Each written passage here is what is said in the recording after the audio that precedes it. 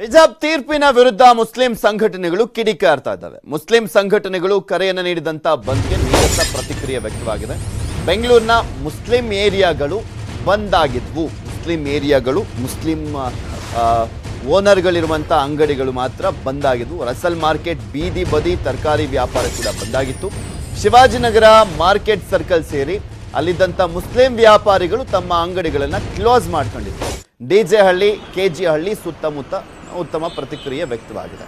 Muslim ಬಾಹುಳ್ಯ ಇರುವಂಥ ಕ್ಷೇತ್ರಗಳಲ್ಲಿ ಇರುವಂಥ ಕೆಲವು ಏರಿಯಾಗಳಲ್ಲಿ ಮಾತ್ರ ಬಂದ್ಗೆ ಸ್ವಲ್ಪ ಉತ್ತಮ ಪ್ರತಿಕ್ರಿಯೆ ವ್ಯಕ್ತವಾಗಿತ್ತು. ಇನ್ನೆಲ್ಲೂ ಕೂಡ ಬಂದಿರಲಿಲ್ಲ.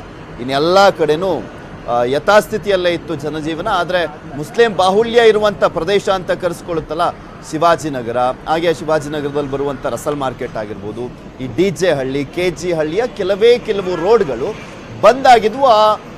ಬಂದಾಗಿದ್ದಂತಹ ಅಂಗಡಿಗಳು ಯಾರ್ದು ಅಂದರೆ ಆ ಮುಸ್ಲಿಂ ಬಾಹುಳ್ಯ ಇರುವಂಥ ಮುಸ್ಲಿಂ ಓನರ್ಗಳು ಇರುವಂಥ ಮಾಲೀಕರಿರುವಂತಹ ಅಂಗಡಿಗಳನ್ನು ಬಂದ್ ಮಾಡ್ಕೊಂಡಿದ್ರು ಅವರು.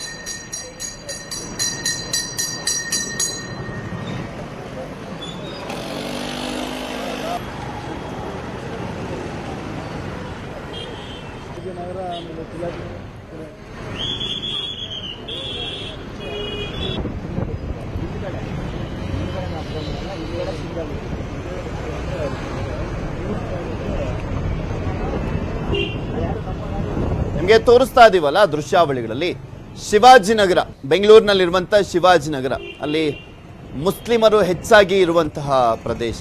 ಆ ಪ್ರದೇಶದಲ್ಲಿ ಇರುವಂಥ ಅಂಗಡಿಗಳು, ಮುಸ್ಲಿಂ ಮಾಲೀಕರ ಅಂಗಡಿಗಳು ಕ್ಲೋಸ್ ಆಗಿತ್ತು. ಜೆಸಿ ರೋಡ್ ಬೆಂಗಳೂರಿನಲ್ಲಿ ಅಲ್ಲೂ ಕೂಡ ಅಷ್ಟೇ ಮುಸ್ಲಿಂ ಓನರ್ಸ್ ಇರುವಂಥ ಅಂಗಡಿಗಳು ಕ್ಲೋಸ್ ಮಾಡ್ಕೊಂಡಿದ್ರು. ಇನ್ನು ಟ್ಯಾನರಿ ರೋಡ್ನಲ್ಲೂ ಕೂಡ ಅಷ್ಟೇ.